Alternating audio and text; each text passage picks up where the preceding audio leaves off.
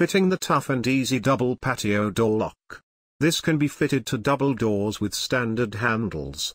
If your doors have P or D-type handles, then you will require a tough and easy crock lock instead of our standard unit. The deadlock bar can be inserted from either the left or the right side. We will show you how it is installed from the left. Slide the bar from the left such that the retention rod fits over the left handle.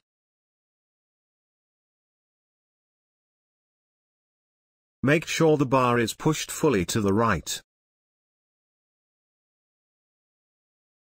Put the locking peg into a slot to secure the handle on the right, selecting the slot as close as possible to the shaft of this handle.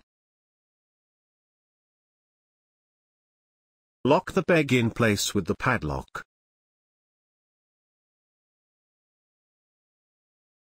The locking bar should now be secured to the doors via the handles. There may be some free play, but this is completely normal.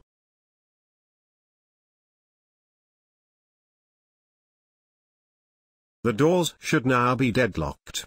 The handles cannot be turned to open the door, even if the door lock is forced or punched out.